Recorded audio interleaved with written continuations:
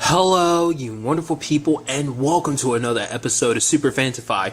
This being a show where we talk about TV shows of the supernatural, fantasy, and/or science fictional genre. For today's episode, I'm going to talk about the latest episode of The Passage as well as the latest episode of Manifest. Like always, if I'm talking about something that you want to listen to, you can always look in the description down below. I include a time when I start talking about each of the respective shows. So, for example, if you want to hear what I say about this week's episode of The Passage, you can skip to what I had to say about this week's episode of Manifest. But the first thing I'm going to talk about is this week's episode of The Passage. A lot of interesting things went down in this episode.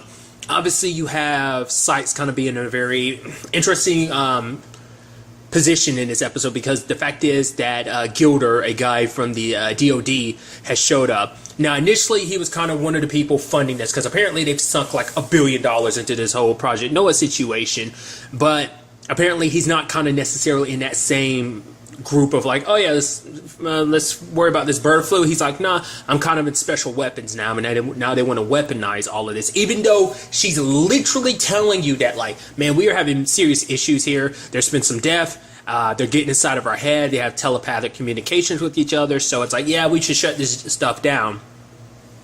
But he's taking an interest in Amy, and the fact of the matter is you had that one doctor who just thought he just thinks he's the shit, and being like, oh no, I'm the one who suggested we get Amy, you know, like I'm the one that brought her in and everything, trying to get all the glory and stuff like that, to kind of further everything, kind of show that, try to think he's smarter than everybody. He's like, no, I can control, help, you know, learn to control the vampires. And then when he does it later on to the vampire dude, and it's like, oh my god, I did it, telepathic connection, oh, I'm so in control. I'm like, you're such an idiot.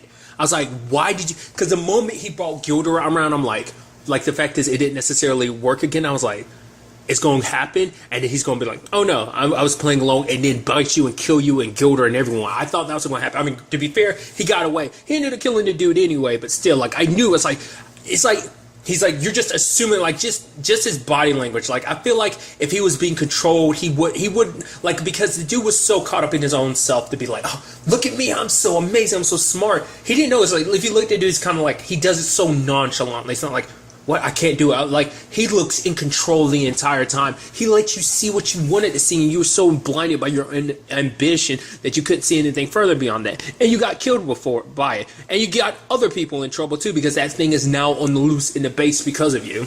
And I'm curious to see what Gilder has to say about this. Is he going to be all like, oh yeah, we can still weaponize this? It's like, no. Like, the last thing you need is this, because it's not something you can control. I mean, it's even something interesting that Clark was like, what did you think they were going to do with all this anyway? It is the DOD anyway, so obviously they were going to take what we did here and apply it in some shape or form. You had to have known that. But they maybe Sykes being naive like she is, like, no, I'm aiming for the cure. Or maybe it's just because she was so blinded by her ambition of like, oh, I'm just trying to help as many people as I can, and she didn't want to see what was going to get her there. Like, she probably knew that, like, hey, maybe the DOD was going to take it, kind of do their own thing with it. Just like, as long as we make cures to help everybody, help everything, especially fight this deadly bird flu, this bird flu pandemic that's going to come here, like, then she probably didn't care too much about, like, she probably let it slide maybe in her mind, or maybe she really just, like I said, was naive and just didn't think about it. She also confronts Clark about the whole Shauna situation, once again denying it. It's so interesting because, once again, he likes to pretend like he's in control, but he's not. She's got him wrapped around her fingers. Even when it's all said and done, she's like, oh, we're getting out of here soon, and when we do, I'm taking you with me. So it's like, I wonder why she's so interested in him. It's like, I think it's because, maybe it's just because having him on their side, like, he's so well trained, is like, either keeping him as kind of like a mind puppet of like, oh yeah, I got you wrapped around my finger anyway, so why not make use of you? You be like our protector or something. Or maybe she'll make them one of them. I doubt it.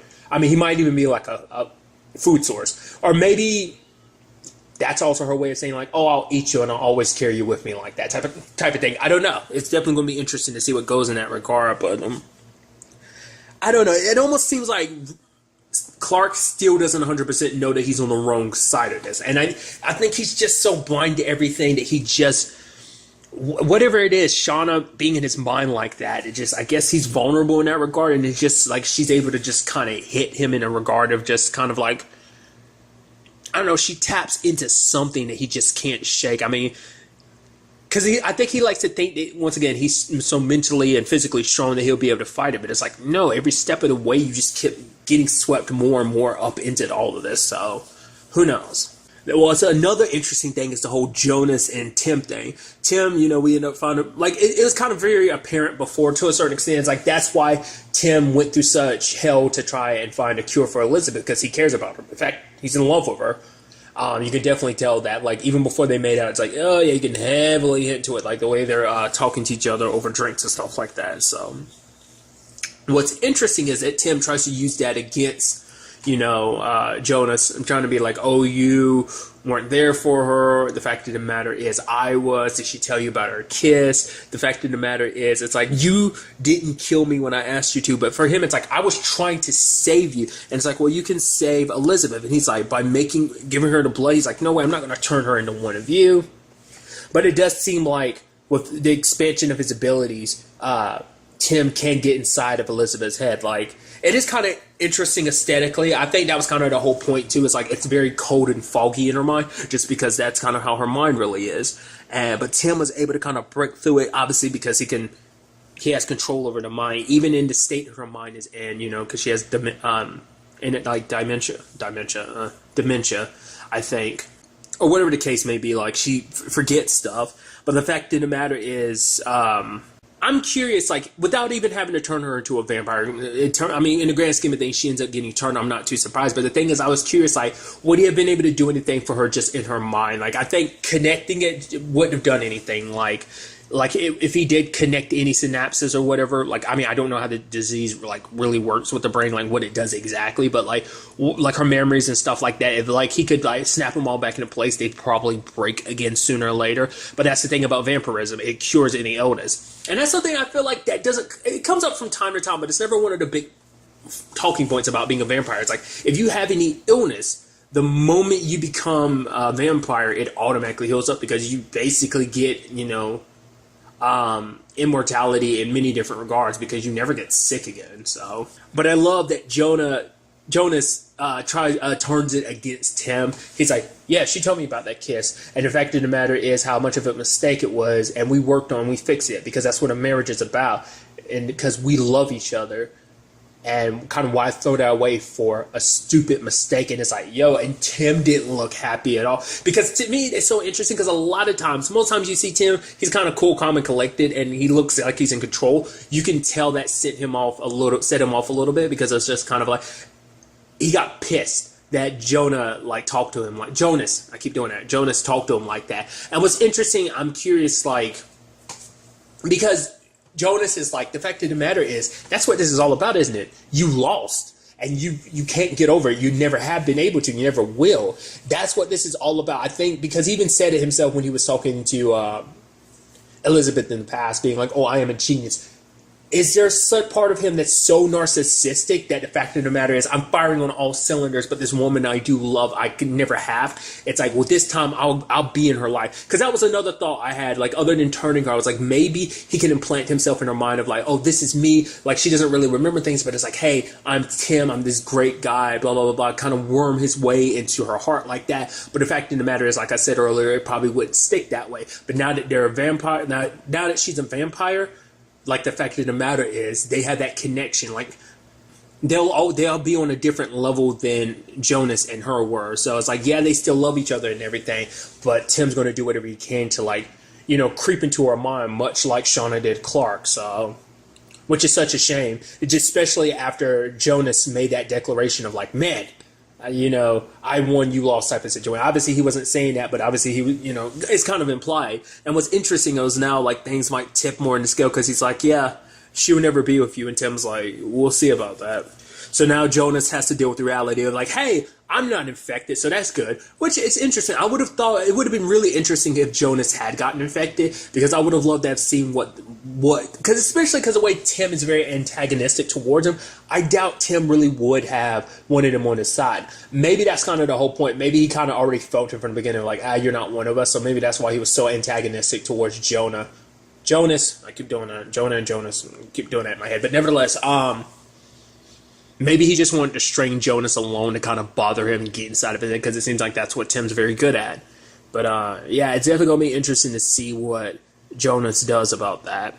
What was also interesting, too, is the fact that you had Sykes helping Brad and Amy get away, because she didn't appreciate what Gilda was up to and everything, trying to weaponize a little girl. But, because it's also, Sykes feels a little shame, because the fact of the matter is she's the one that brought Amy into this. Like, she listened to that doctor and look where he ended up. So not the best person you want to be following in the grand scheme of things, because he let his ego and his narcissism kind of get the best of him. So... But for her, it's like, I think this is her way of, making up for the mistake that she made. Like I said, she was naive to think, potentially like, oh, it's for the greater good, so it's okay. No matter what sacrifices kind of have to be made. Because she knew there was always a chance that something might go wrong with Amy, but because it was for so many people, so many lives are on the line for it, they were willing to take that chance no matter what happens. But she's trying to make up for it now. What's also interesting is that Brad learns more about Amy, in particular, her having abilities, her not getting cold, her being able to read minds, and running fast. Then we also learn later on she has what we call it, like, the closest thing I compare it to is like a banshee scream, but like a supersonic scream or something, which is interesting. I was like, oh. Because what's interesting so far, what we've seen is... telepathy is kind of like the extent that this all kind of comes to. Like, I think in the grand scheme of things, Tim is the most powerful when it comes to that. So, like, it probably comes easier to him than it does the others. And at very least, he probably has a lot more range with it and strength with it. I don't know. Because it looks like Anthony's picking it up really quickly, but I'll get to that in a second. It seems like Shauna does too, but I'm curious to see, is it going to be a situation where every vampire has a very unique ability? Because the thing is, they all come from... Tim, so like that telepathic ability, that's probably something all vampires would naturally get, but I was wondering, is that something that specifically came for him? But the thing is, Amy has that sonic scream, so does that mean the other vampires are going to get their own individual abilities, or just Amy is just that special someone? Like, I'm curious to see how her vampirism will manifest. I wonder, is it going to be like full on like that, or will it be more subtle? To be fair, like, it should, like, I'm curious, is it going to be like a very long time before she shows the full vampire like aesthetic of like the veins and your face looking like that? Will she ever, like, I'm curious.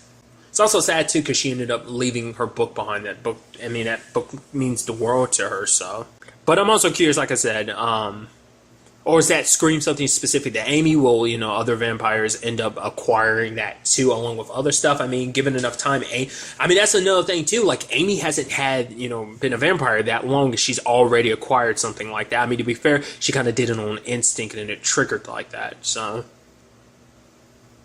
and that was just beginning stages. She ended up passing out from it, but the fact of the matter is, given enough time, maybe she could do a lot more of it. Like, in my head, I'm thinking like, pop vampires' heads or something like that, like to the point like blood starts gushing out of ears type of thing. It's Fox. I don't know if they'd necessarily do something like that. They probably, if they did, they'd probably cut away from it. But nevertheless, I'm just curious like how that whole situation is going to go.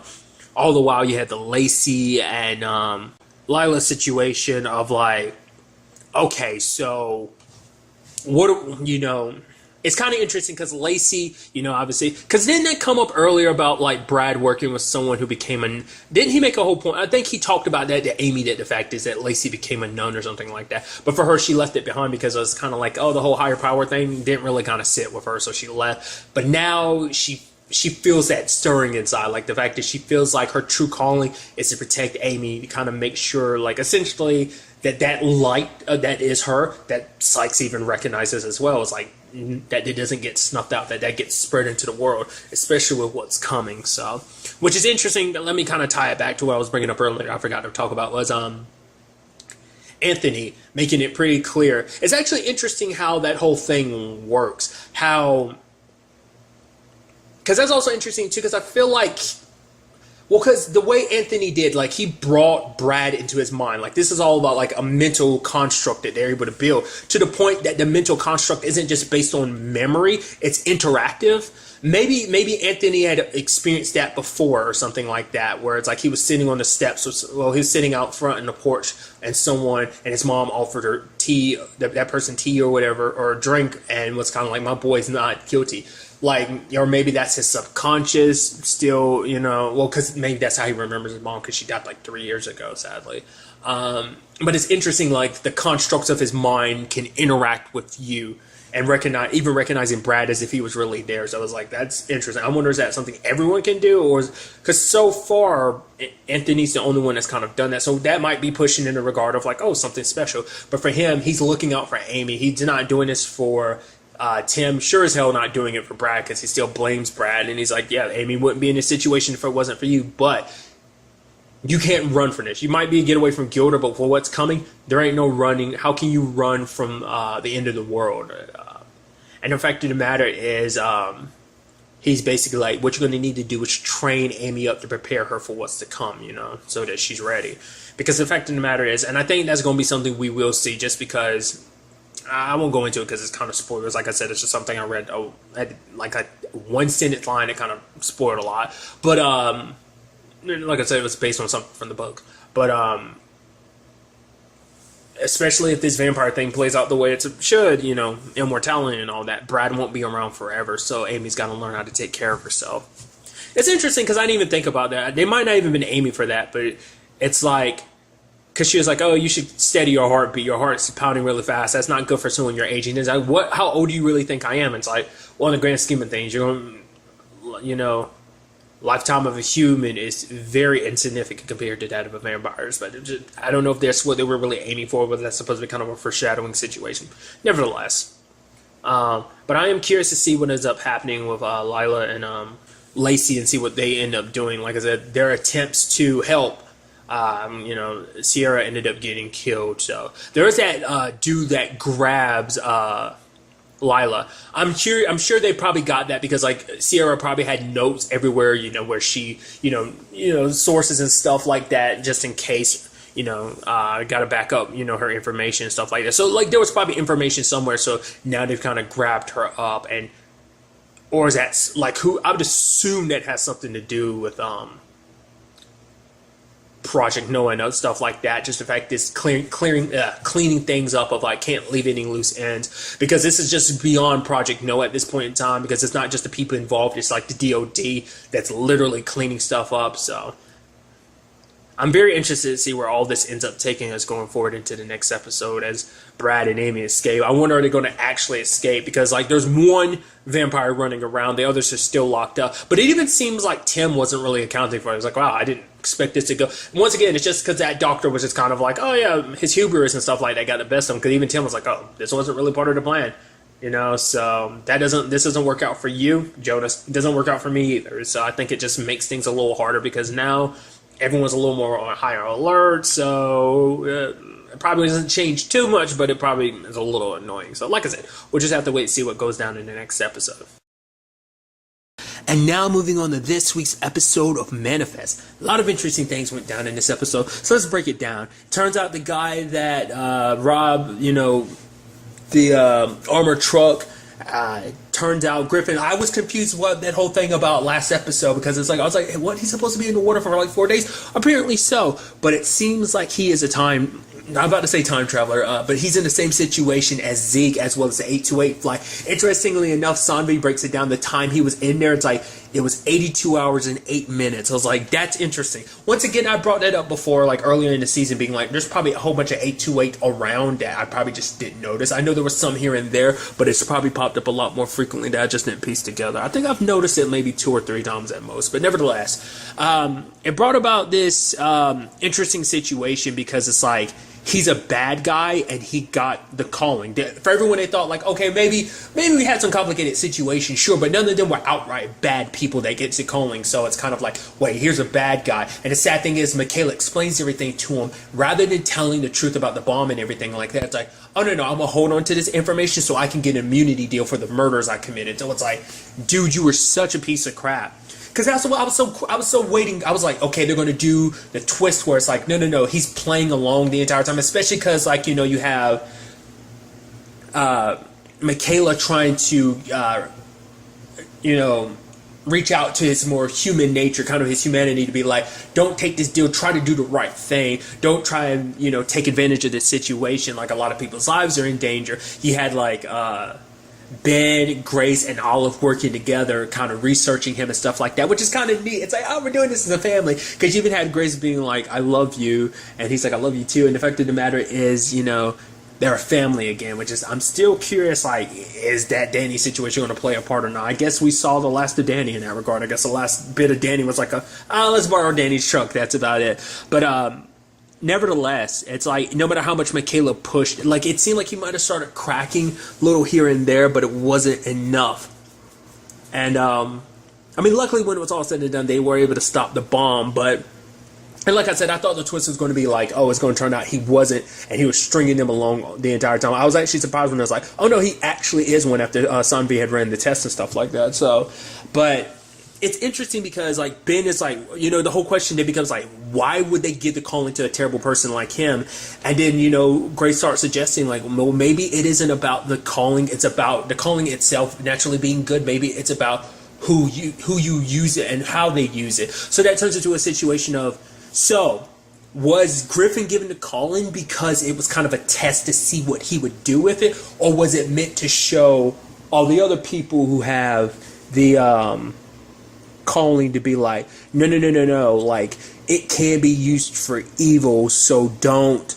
And kind of show them what it's capable of. And even when it's all said and done, Griffin's like, oh, I'm going to use this calling, I'm going to take advantage of it. I'm going to take it to the next level and stuff like that, so... I'm really curious what that ends up all being, you know, in the grand scheme of things. Like, which side of things is that? Like, because abusing the callings and stuff like that, I am curious, like, is there going to be backlash from it? Like, oh, him doing this is eventually going to lead to people, well, people coming after him in the regard, because obviously there's a whole 828 thing, plus everyone associated with that now is kind of bad and demonized and stuff like that, which I'm wondering how that dude found out about him being connected to 828, but I guess it's like Michaela was there and Ben was there was probably enough reporters and stuff around, so it probably garnished enough attention. Or maybe it's like, oh, it's something crazy, like he's been in the water for like 4 days, yeah, he's still alive and stuff like that, that kind of triggered that in people's head. But it's like, why would you innately make that connection? So it has to be a situation of like, something had to have leaked or something, like I said, photos of like Ben and Michaela there. But will there be like a grand design of like, oh, you've been abusing this power, we're going to take you out potentially? We have no idea. What's interesting though is for Michaela, the wolf that Zeke had saw, that Cal had seen, now Michaela sees it at the end. Like, even though the bomb was stopped, the wolf is still there. So I think the wolf is supposed to represent Griffin, potentially, being the fact is that he's a lot more dangerous than you give him credit for. Like, the wolf they were supposed to be walking in. I mean, I guess almost like a wolf in sheep clothing. That's kind of like what that whole thing was going for. Or maybe the fact is Griffin was never the wolf. Maybe he was a lesson all on his own, but then there's something else entirely. I mean, the question then becomes also, how the hell did he time travel? It's not a cave, and it's not the plane. Apparently he drove into the water and ended up time traveling. Like, what made him drive into the water? Did something kick in and he just drove into the water, and like as he was doing that, like time punched forward? Like, why only a few days? I mean, the flight went 5 years, Zeke went 1 year, this dude went like 4 days into the future. So it's like, why is that? Well, you know, so it raises a lot of questions, you know. It's actually kind of sad in an interesting way that, like, his foster mother was kind of like, oh, he was always kind of bad. The fact of the matter, she thinks like, oh yeah, there's just some people that aren't worth a second chance. And it's like, it seems like maybe he's one of those people. And once again, maybe that's the whole point of the wolf situation, of him being a lot. Because I was thinking maybe the wolf was supposed to represent like the Major or something like that. Maybe it is. Because the fact of the matter is, like, the Major's going to probably track him down and figure out, like, oh, he knew something he shouldn't have known. He had information like that, even though, let's not forget, he was underwater like that time. So it was something that the FBI had heard about and stuff like that. But for him to know, like, that might acquire the Major's attention, and she might come after him. And, I mean, to be fair, they're mainly after Cal, but, you know, we'll see what kind of ends up happening in that regard.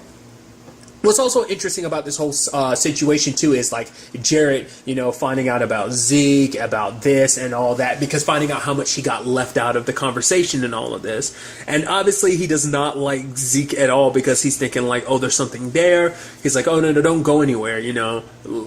make sure that we talk and stuff like that. And he kind of gives Zeke such a hard time because he's telling Michaela, like, you don't know Zeke, you don't know Griffin. The fact is you're willing to grill Griffin about this whole situation because he's a criminal, but the fact is you're not willing, because she's giving Zeke his space because Zeke doesn't want to say too much. He's like not even telling her too much about himself.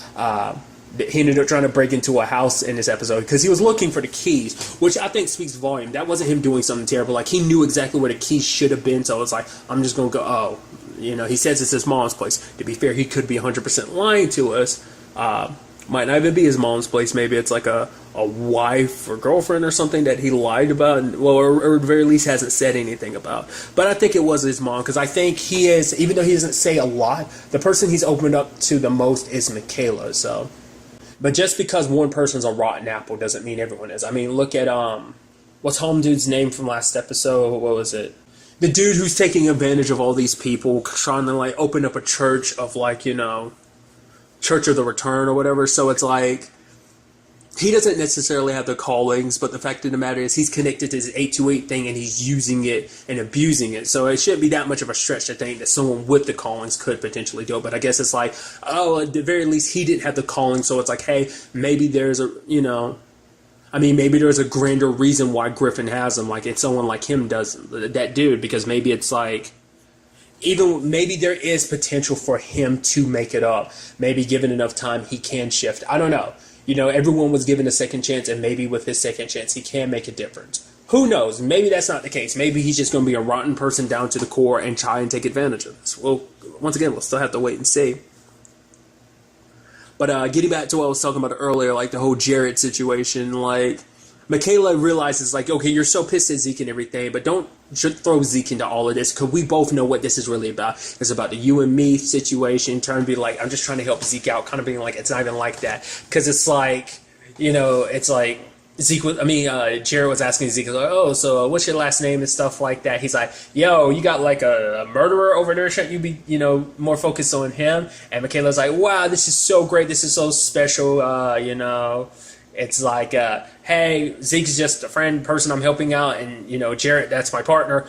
He's like, partner, and just kind of, Michaela's just kind of like, I can't win. It's just a complicated mess. That's even what Ben described Jarrett and Michaela's situation to Zeke, which I was kind of wondering, is that what they were kind of aiming for? Because it seemed like Zeke and Michaela, but, like, I don't think it's that. I think it's just, you know, probably Zeke's kind of a smart ass, so I think that was just him kind of, like, taking shots at Jarrett, especially because Jarrett takes shots at him, to the point Michaela's asking him to let this go, don't even put him in the system, because if you put him into the system, the fact of the matter is, I think it might also bring up some red flares, because of the major and stuff like that. They might be on the lookout for stuff like that. Potentially, you do more harm than good, and the fact of the matter is he wants to stay low-key, and Jarrett doing what he's doing, putting him in the system, maybe he's going to end up contacting Zeke's family. I don't know. I mean, to be fair, he is talking to his mom, quote-unquote his mom, like I said, if it turns out to be his mom. I think so, but I could be wrong on that front. It could just, like I said earlier, be something else, like a girlfriend, wife, whatever his situation may be in that regard, if it's not his mom. But the fact is that, I'm just curious, because you get the feeling like some complications going to rise. I mean, definitely Michaela's going to be pissed, because it's like, I asked you to do something, and I told you not to do something, and you did it anyway. Like, you know, especially because it's interesting, because Jarrett's kind of jeopardizing the relationship, because I guess for him it's just kind of like, why can't we just be together? The fact of the matter is, Lourdes already knows she left. I mean, there's nothing we can do about it. We can be guilt-free and all that, so... Then another thing that came up this episode is the whole Sanvi situation. She's still, you know, she's garnered some, what is essentially PTSD from her experience with Alice. And, you know, I think, you know, it's that thing of, like, you know, doctors shouldn't diagnose themselves, because doctors aren't really willing to, like, doctors can't, or the kind of, no, the doctors are the worst patient, or are the worst patients, because, you know, it's like they're in a situation where it's like, because in her case, it's like, she recognizes that she has PTSD, but she doesn't want to talk about it, but Ben is trying to comfort her and be like, no, you deal with it in your own time. The fact of the matter is, just know that no matter what you do, we're in this together. Like, you know, like, you need us to do anything, we will. And once again, there's still a lot about Sanvi that was kind of brought up last episode that we haven't even tackled this episode, so I'm curious to see, you know, if anything's going to really happen about that at all, because there's still some unanswered stuff about her. But I'm curious to also see what this means going forward for her character, what complications that might arise because of this. What's interesting is, if I'm correct, I do believe next week's episode is the season finale. I read a little while back that there's only supposed to be 16 episodes this season, so this was episode 15. So if it is in fact the season finale, it's definitely going to be very interesting to see what goes down, how they're planning to wrap this up. Because it's just one mystery upon another mystery, and just like so much that they still don't know. Just when you think you figured things out, then, like I said, with the whole Ben situation of him being like, I thought the callings were all good, but now I thought there was like some greater power leading us with all this, but now it's like they give someone like Griffin this power. It's like, I don't know how to make heads or tails of this situation. So I'm curious to see how that all plays out, especially maybe learn a little bit more about Zeke. Also see what this whole situation about when Jared runs Zeke's prints and stuff like that, what that might lead to. It might lead to some stuff that obviously Zeke didn't want to come out necessarily because, I don't know, maybe it brings up some shady stuff from his past, and that causes Michaela to kind of doubt him potentially. What's also interesting too is like he was working on this project, Cal was working on this project with Olive, and then there's like they made a dragon on a popsicles and stuff like that, and he's looking at it like, I guess it's like a calling thing or something, maybe why he designed it. Maybe it's because he's like, oh, I ended up doing this because it was a calling thing, not necessarily just because it was my mind or something. But what's the dragon represent? The dragon seems like that might be the major coming in to kind of raise everything to the ground, essentially. Like maybe that's kind of representative of the fact that she's approaching. Once again, she could be the wolf, she could be, the dragon, who knows? Like I said, I'm very interested to see where the next episode takes us with all of this. But really, that's all I want to talk about. Till the next time we meet, be happy, be safe, live life to the fullest, and enjoy it. Good day and goodbye.